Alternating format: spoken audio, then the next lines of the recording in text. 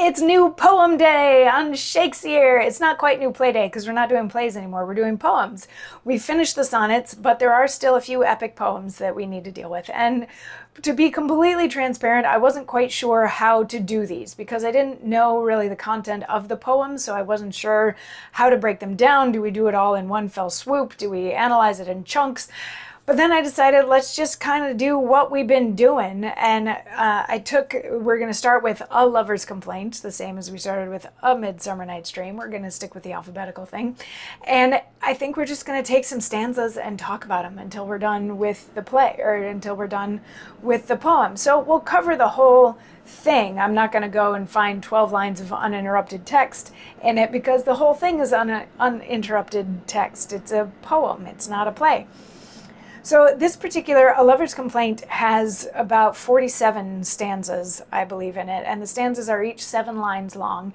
And the rhyme scheme is quite often A, B, A, B, B, C, C, which is kind of interesting. It feels a little weird on the tongue to have the 5th line rhyme with the 4th and the 2nd. It's just a little bit off, like if you're playing music in 5/4, which I love, but you can feel that extra beat in the 5/4 music, and this feels a little different having that 3rd rhyming line fit in there.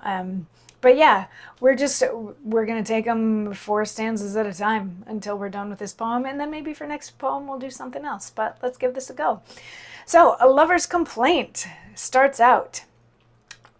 From off a hill whose concave womb reworded a plaintful story from a sistering vale, my spirits to attend this double voice accorded, and down I laid to list the sad-tuned tale. Ere long espied a fickle maid full pale, tearing of papers, breaking rings a-twain, storming her world with sorrow's wind and rain. Upon her head a plaited hive of straw, which fortified her visage from the sun, whereon the thought might think sometime it saw the carcass of beauty spent undone.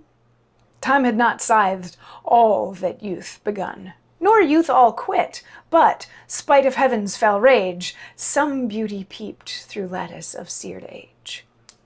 Oft did she heave her napkin to her eyne, which on it had conceited characters, laundering the silken figures in the brine that seasoned woe had pelleted in tears, and often reading what contents it bears, as often shrieking undistinguished woe in clamors of all size, both high and low. Sometimes her levelled eyes their carriage ride, as they did battery to the spheres intend. Sometime diverted, their poor balls are tied to the orbed earth. Sometimes they do extend their view right on. Anon the gazes lend to every place at once, and, nowhere fixed, the mind and sight distractedly commixed. So that's the first 4 stanzas, and this is setting the scene. This is exposition, it's setting the tale. This is the sort of thing that we're used to at the beginning of a poem or a play. And what this is being told from the perspective of a narrator. So the narrator is like, I was by this cave that has a really good echo, and sad tales are told sometimes. So I sat down to listen to such a sad tale, but I saw this woman over by the river, and she was tearing up papers and destroying things and sobbing like crazy. And then the second stanza, he goes on to describe, and I'm just going to say he goes on because it's Shakespeare that wrote it, so I'm presuming that it's from the perspective of a man, but it could be from the perspective of a non-binary person or from a woman, however you perceive that. So I apologize for my use of he. I'm probably going to keep using it. I apologize in advance for that. So anyway, second stanza, he goes on to describe the woman that he sees, and she's a mess. She's a hot mess at this point. Her hair is all over the place. Imagine, like sticking out. He says that it's like a braided beehive of straw that's hiding what he can see is actually a woman who was once beautiful. She's not completely old and haggard yet. There's still some hints of beauty there, but she's definitely not looking the best.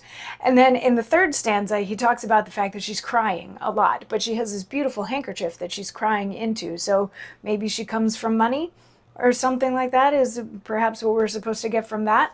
And then in the fourth one, he's talking specifically about her eyes and how sometimes they're darting around and sometimes they're looking at nothing and sometimes they're looking at everything all at the same time. So she has a bit of a crazed look about her. So that's the setting that we're in. We're going to get to learn a little bit more about her tomorrow in the sonnet. There's some more description of her before we find out why she's tearing all this stuff up.